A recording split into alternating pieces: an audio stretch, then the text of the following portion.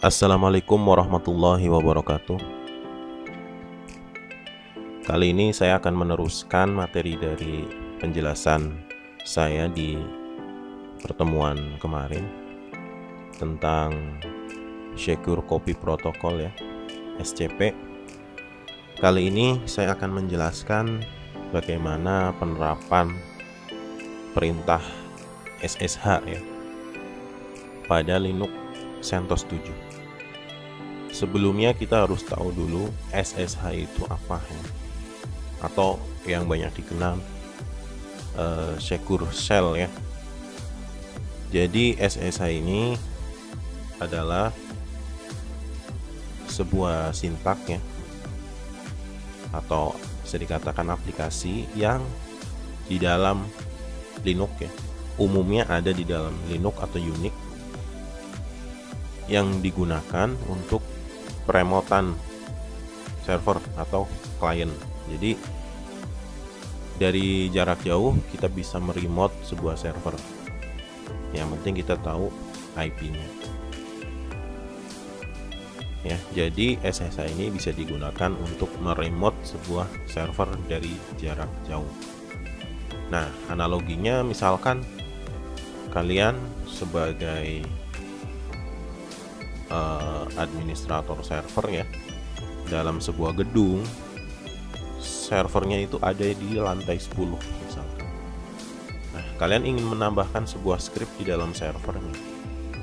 Kalau kalian tidak meremote-nya, pasti kalian akan naik tangga atau naik lift untuk menuju lokasi server. Tapi dengan adanya SSH, kalian bisa melakukan perubahan di dalam server itu tanpa harus ke lokasinya, atau bisa dari jarak jauh. Yang penting tahu IP-nya. Begitu ya. Itu analogi penerapannya. Materi yang akan saya jelaskan ini mungkin tidak akan kompleks ya, tapi ini adalah dasarnya. Kedepannya untuk kalian yang ingin belajar Linux, silahkan diimplementasikan lebih lanjut. Pastinya di dunia kerja nanti penerapan semacam ini akan lebih kompleks lagi ya. Tetapi apabila kalian punya dasar, punya basic ya, karena semuanya tidak mungkin langsung bisa keseluruhan ya, pasti sedikit demi sedikit nanti akan alam yang akan lebih menjelaskan ya, atau nanti pengalaman kalian itu di dunia kerja yang akan lebih banyak gitu.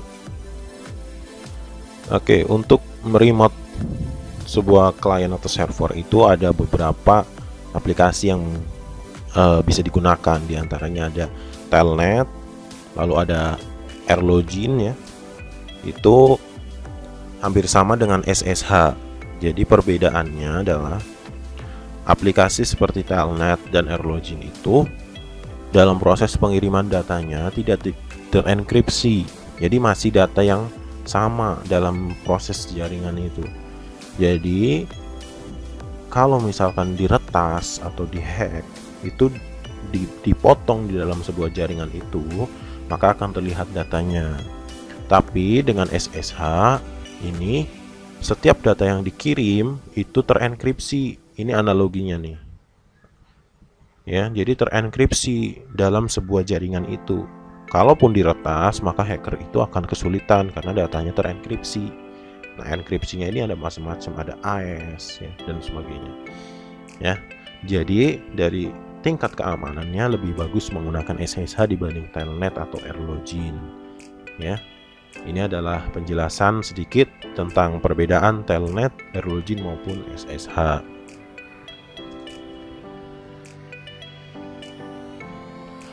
Kalau kalian pengembang website ya, mungkin tahu yang namanya HTTP dan HTTPS ya. Itu hampir sama ini penjelasannya. HTTP dengan HTTPS sama-sama protokol. HTTP itu dia tidak mengenkripsi data saat proses pengirimannya, tapi kalau HTTPS dia menggunakan SSL atau TLS untuk mengenkripsi datanya. Jadi kalau kalian punya website yang masih HTTP, itu pasti mudah sekali diretas. Lebih baik tingkatkan ke HTTPS ya, dengan pengamanan dari SSL atau TLS. Itu sedikit penjelasan ya, hampir sama dengan apa yang saya jelaskan tadi, Telnet atau AirLogin dengan SSH, HTTP dan HTTPS sama. Oke, kita mulai ya. Jadi SSH sekali lagi itu untuk meremote server atau klien dari jarak jauh. Oke, yang pertama silahkan dinyalakan dulu Linux-nya.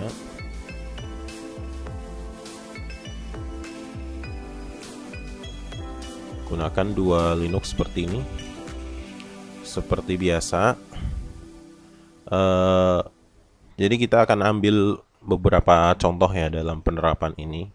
Saya akan meremote klien ya, dari satu server ataupun nanti kita akan coba dari keduanya ya. Nah, satunya kita akan menerapkan bahwa kita tidak akan meremote user apapun ya. Jadi kita cuma tahu alamat IP-nya nih ya. Jadi kita tidak tahu di dalam server itu ada user apa aja ya, tapi kita hanya tahu alamat servernya. Nah, itu analogi yang pertama. Nanti yang kedua, kita akan meremote server spesifik dengan nama usernya.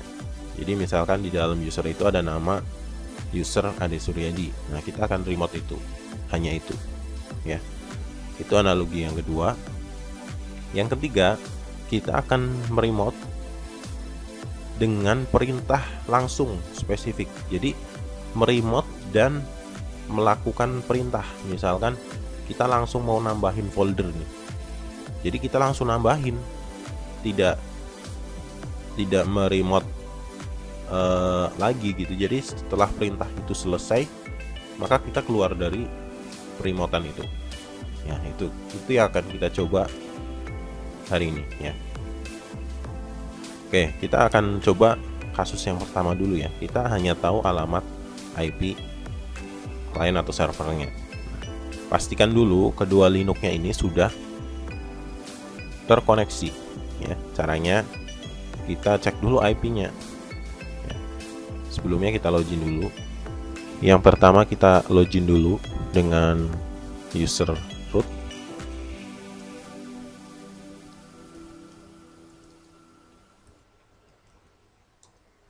Masukkan password.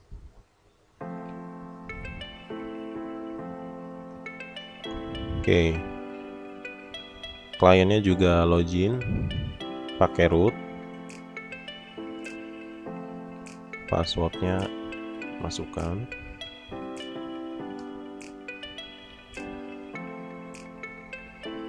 Oke. Sudah login, lalu kita cek IP-nya, pastikan keduanya ini sudah terkoneksi ya. IP-nya 198.162.20.1. Kliennya if config. IP-nya 198.162.20.2 ya ini. Oke, kita cek device-nya dulu, nmclid sudah terkoneksi ya. Lalu yang di klien, nah kalau misalkan ini belum ada perubahan, pada pertemuan kemarin kan kalian sudah mengkoneksikan ya. Kalau tidak dirubah lagi pasti sudah connect otomatis ya.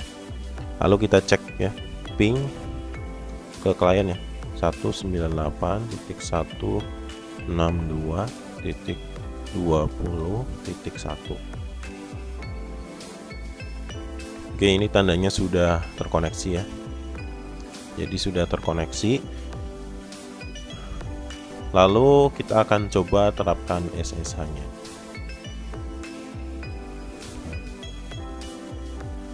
Saya ambil dari tutorial lainnya.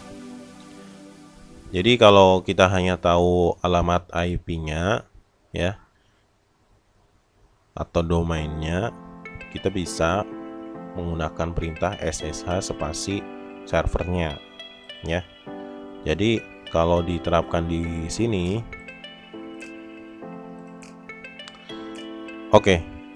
sebelumnya kita pastiin dulu bahwa di dalam Linux kita sudah terinstall SSH-nya. Caranya SSH spasi min v. V-nya besar ya, V. Enter. Nah, di sini ada Open SSH ya. 26 Januari 2017. Artinya ini sudah ada ya. Walaupun versi lama ya, nggak apa-apa. Yang penting ada. Lalu di server juga SSH min V besar. SSH ya, salah. SSH min V. V-nya besar. Oke, sama ya. Karena kan tadinya di cloning ya. Oke, ini SSH-nya sudah terinstall ya, artinya sudah ada di dalam Linux kita. Lalu kita terapin, yang pertama kita hanya tahu alamat IP-nya. Alamat IP klien itu kan tadi 20.2 ya belakangnya. Oke. Berarti caranya adalah SSH spasi IP-nya 198.162.20.2. Ini adalah alamat kliennya. Oke, enter. Nah, ini dia minta password dari si yang akan kita remote ya. Jadi minta password. Passwordnya adalah sesuaiin ya dengan punya kalian.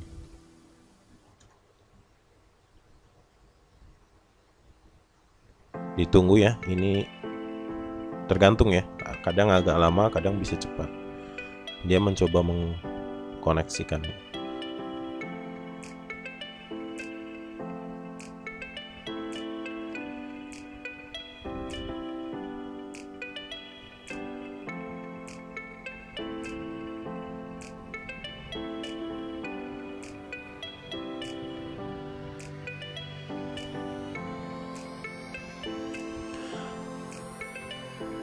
Oke, ini kita sudah berhasil ya.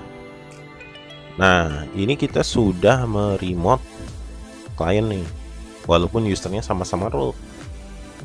Nah, untuk membuktikannya kita sudah meremote klien, kita bisa kirim pesan nih. Coba ya, kita broadcast message wall hi. Nah, lihat di klien sebelah ada yang berubah ya. Dia ada juga dapat message dari kita. Itu tandanya sudah remote.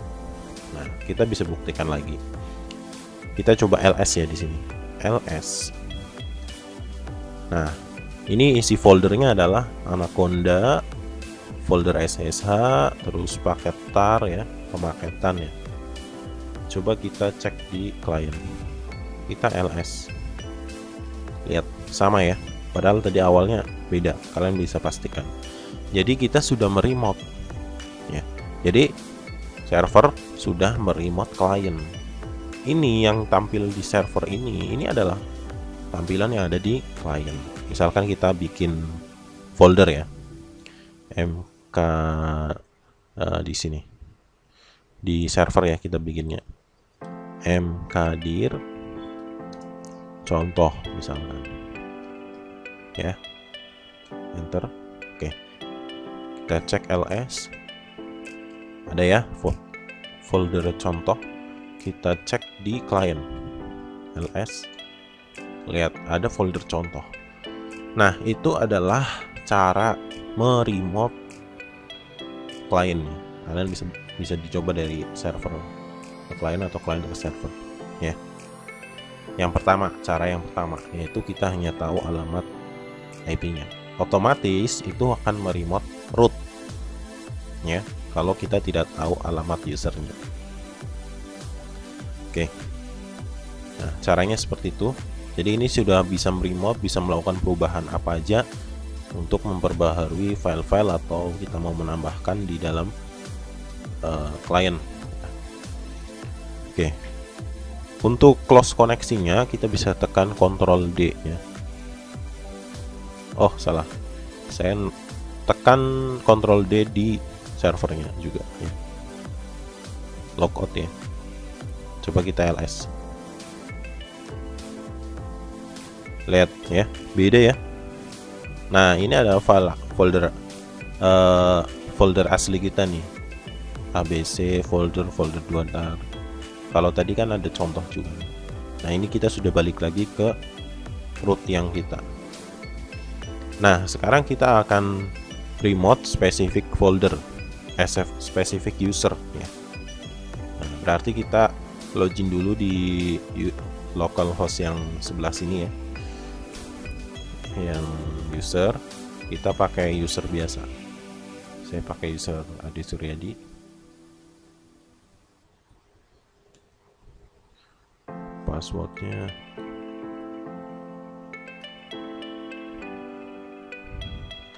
oke, sekarang saya sudah login dengan user saya. Kita cek dulu ya di sini ada folder apa aja. Nah, di sini ada abc-tar folder 2.tar. Kita akan remote-nya langsung ke usernya Ade Suryadi ya. Kalau tadi kan dia remote-nya root-nya. Kita sekarang akan remote usernya ini langsung spesifiknya. Berarti SSH spasi Ade Suryadi add baru IP-nya. Oh maaf, di server ya tiknya. SSH Ade Suryadi add 198.162.20.2 ya alamat IP-nya. Jadi hampir sama kayak SCP kemarin ya. SSH lah spasi Ade Suryadi at 198.162.20.2 alamat IP dari user Ade Suryadi itu servernya. Oke, kita enter. Dia minta password ya, kita isikan password dari si Ade Suryadi ini ya. Oke, kita tunggu lagi. Ini tergantung dari kecepatan laptop, juga bisa pengaruh ya, karena ini kan jaringan lokal ya.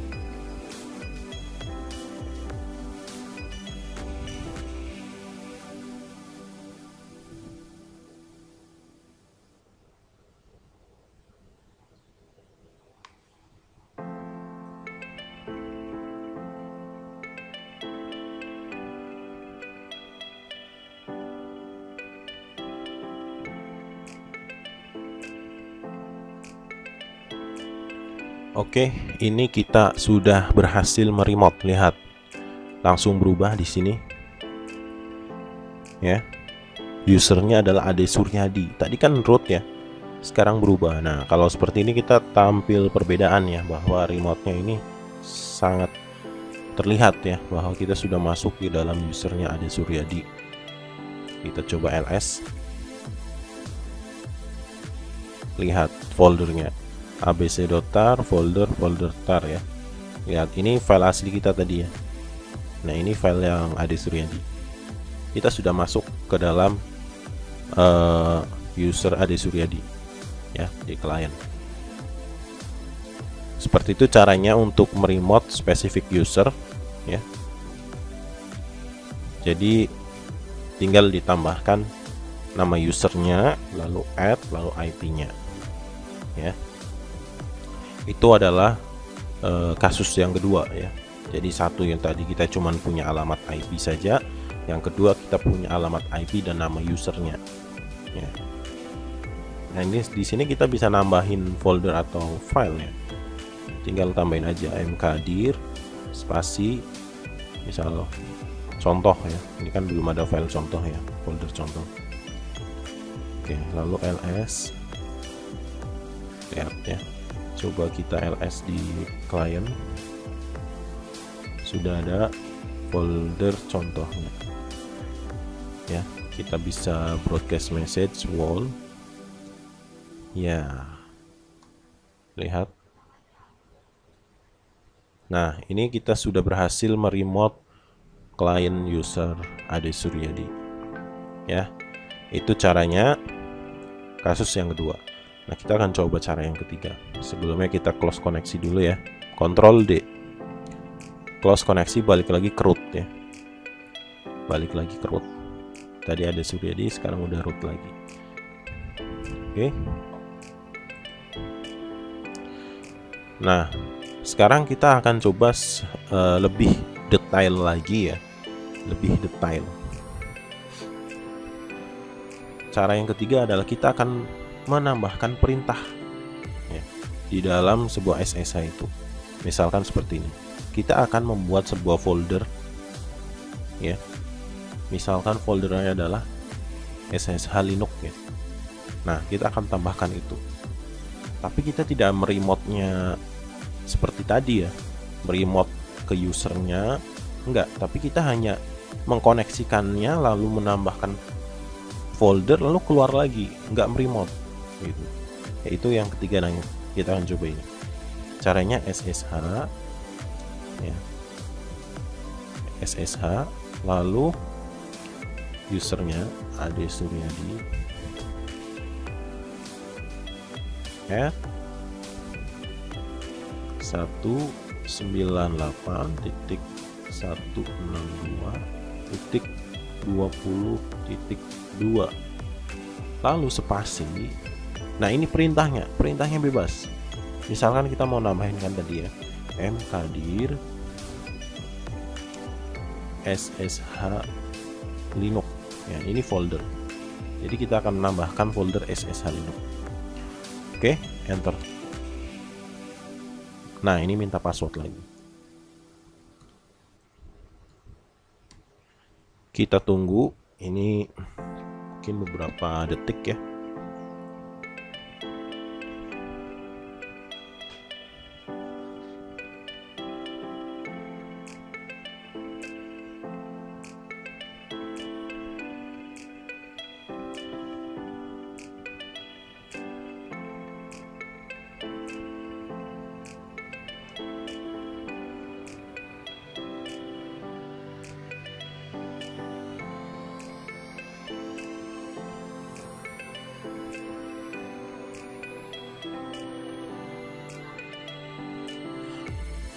Oke, ini sudah muncul lagi ya prom cell-nya.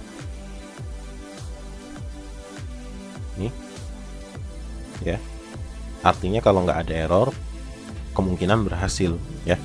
Kita cek di mana, di client ls. Nah, di sini sudah ada folder SSH Linux, lihat. Padahal tadi kan nggak ada nih. Ini sudah ada SSH Linux. Itu artinya proses dari SSH yang di server ini berhasil. Jadi itu cara yang ketiga ya, melakukan tanpa masuk ke dalam ya. Jadi udah langsung otomatis masuk kalau nggak ada error. Jadi itu ada 3 cara ya yang saya kasih tahu di video kali ini sebagai dasar kalian nantinya mungkin menjadi administrator jaringan ya. Mudah-mudahan bisa bermanfaat ya. Silahkan dikembangkan lagi, dieksplor lagi ya. Mungkin itu saja untuk video kali ini yang dapat saya sampaikan. Terima kasih, dari saya cukup sekian. Wassalamualaikum warahmatullahi wabarakatuh.